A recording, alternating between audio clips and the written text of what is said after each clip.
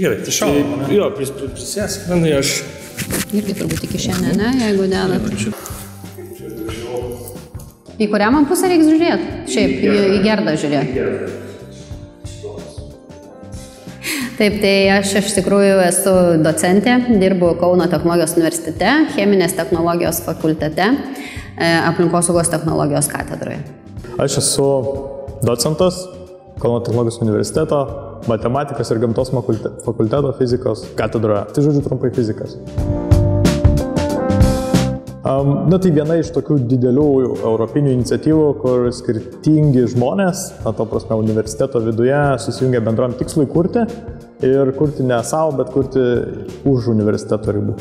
CIU universitetas man būtų darbas su tarptautiniais studentais iš kitų šalių, naujų didaktikos metodų naudojimas savo kasdienybėje, dėstytojo kasdienybėje ir tikriausia realūs iššūkiai, darbas su įmonėmis. Tai vėlgi, komandinio darbo patirtis, neapibrėžtų situacijų ir svarbiausia, kad yra sprendžiami iššūkiai, kurie realiai egzistuoja. Tai nėra sintetinės užduotis, bet su realiomis įmonėmis bendradarbiavimą tam, kad spręsti jų klausimus. Ir tikrai ne visose studijose yra galimybė tą padaryti. Tai čia yra puikia proga to pasinaudoti, universitetas ją suteikia. Tai visiškai kita patirtis, kad ir universitetas stengiasi ir diegia tuos lanksčius studijų metodus, bet būtent CIU universitete jie turi galimybę dirbti su realiomis įmonėmis, turi galimybę dirbti komandose, turi galimybę dirbti su skirtingų studijų sričių studentais. Tai iš tikrųjų tas išėjimas iš komforto zonos dar universiteto metu tikrai duoda daug privalumų. Tai gana didelės transporto, tai pavyzdžiui Scania, gamintojai įvairių produktų Mars, valstybinės įstaigos, tai pavyzdžiui Kauno savivaldybė buvo bendradarbiavę, dabar turim šį semestrą iššūkius pateiktus Lietuvos geležinkelių. Ir Ignitis, ir paskutiniam semestre dalyvavo atstovai iš Vinted, kur tikrai buvo gana įdomus iššūkis. Taip pat buvo atliekų tvarkymo įmonės, kaip Kauno regioninis atliekų tvarkymo centras, MEP. Įvairaus profilio tos įmonės bendradarbiauja ir iš tikrųjų tai įdomu, nes tada tie iššūkiai yra dalis jų techniniai, pavyzdžiui, šį semestrą turim labai techninius iššūkius, kartais tai gali būti socialinės iniciatyvos, tai leidžia labai įvairiai studentam įvairių sričių pabandyti pažiūrėti tos klausimus. Tai Scania Lietuva norėjo sumažinti savo CO2 pėdsaką. Ir studentai kūrė įvairius būdus, kaip tą pasiekti, tiek nuo socialinių iniciatyvų, kaip pavyzdžiui dalinimasis automobiliu, vykstant į darbą, galbūt elektrinio transporto skatinimas ir naudojimas, iki tokių modelių fizikinių, netgi kaip galima būtų modeliuoti ekonominį saulės jėgainės poveikį, jeigu, sakykime, Scania Lietuva įdiegtų ant savo pastatų kažkokioje kitoje teritorijoje ir koks būtų atsiperkamumas ir nauda jų tikslam būtent savo CO2 pėdsakų mažinimui. Taip, tai kiek žinau, jie gauna sertifikatą ir šitas modulis galbūt yra patrauklus studentam, kad tai nėra rašomi pažymiai, o yra išlaikyta, neišlaikyta. Tai yra dar vienas privalumas ir galbūt toks kaip ir privalumas, kad ateina daugiau motyvuoti studentai, kurie tikrai nori kažką naujo sužinoti ir padaryti universitete. Tai sertifikatas taip yra išduodamas.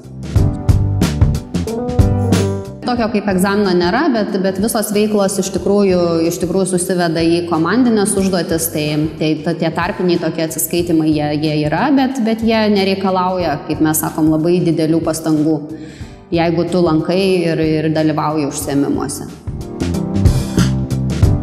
Tai visiškai skirtingi dalykai. Iššūkiai tai yra būtent sprendžiamas tam tikras klausimas, tam tikras iššūkis, prieinant iki tam tikro galutinio sprendinio. Mikromoduliai tai yra būdas studentam įgyti papildomų kompetencijų.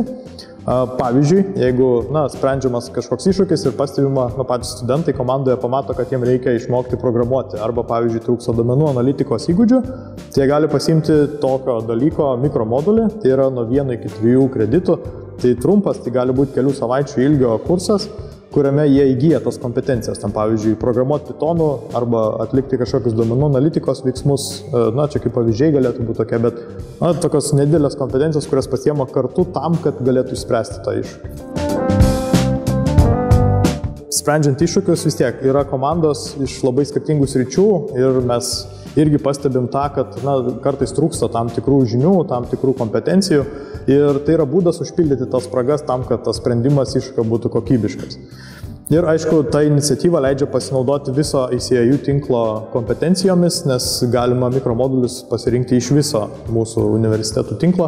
Tai galima pamatyti ir kitų universitetų kultūrą dėstymo, irgi per tą prizmę galima pamatyti naudas. Tai kiek mes žinom, kiek studentai skiria laiko, tai iš tikrųjų viskas priklauso nuo studento, nuo komandos, kurioje jis dirba ir aišku, kiek jis to laiko nori skirti, nes iš tikrųjų galutinis rezultatas ir priklausys nuo to, kiek tu laiko skirsi tame iššūkio sprendime. Tai iš principo tai būna pora paskaitų, kurias mes vedame per savaitę ir jiem rekomenduojame prisijungti. Ir taip pat savarankiškas darbas, kurį jie dirba atskirai kaip komanda.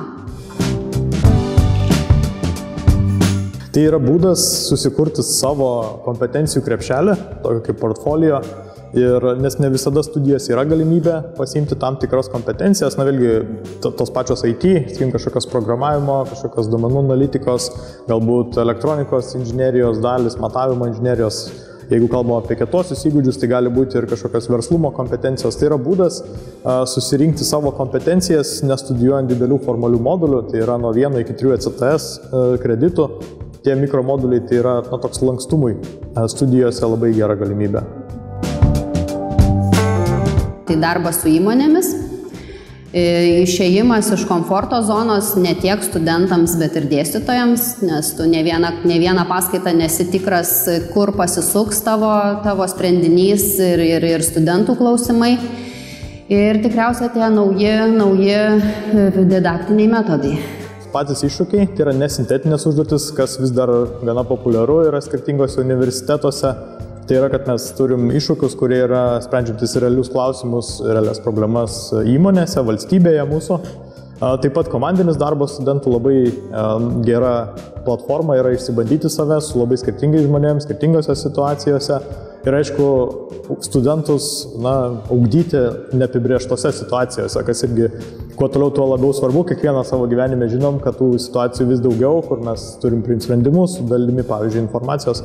Tai būtent čia yra ta patirtis studentams save išsibandyti. Ir manau, tai yra labai svarbu. Viskas čia normaliai atrodo. Ačiū.